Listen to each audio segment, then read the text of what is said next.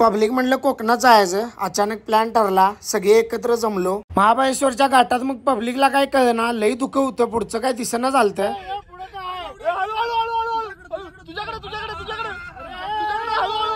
घाट उतरून झाल्यावर मग हायवेला नवीन टनेल झालाय बघा ह्यो। फुल नाईट ड्रायव्हिंग करून मग पहाटे पोहोचलो गणपतीपुळ्यावर। असं वाटलं कशाला आलोय काय माहिती, पाऊस ढीग होता।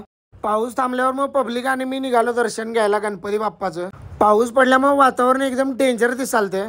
तिथला आवरून मग दुसऱ्या पॉइंटवर जाण्यासाठी बाहेर पडलो। पोहोचलो मग पावस मधल्या श्री स्वरूपानंद महाराजांच्या मंदिरात, तिथं आरती चालू होती त्यांची।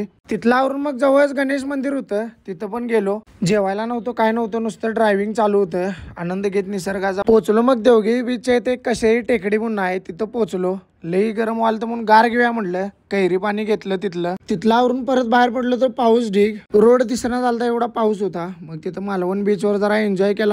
स्विमिंग पूल मध्ये काय पब्लिक तटना। पाऊस थांबलेला, ऊन आलेलं, मग परत बाहेर पडलो दुसऱ्या पॉइंटला जाण्यासाठी। आंबा घाटात पोहोचल्यावर मग कणीस खायची इच्छा झालती, तिथे घेतलं एक कणीस। लास्टला मग हे आठवण म्हणून पब्लिक सोबत एक व्हिडिओ घेऊया म्हणलं आणि कोकण ब्लॉग इथंच संपूया।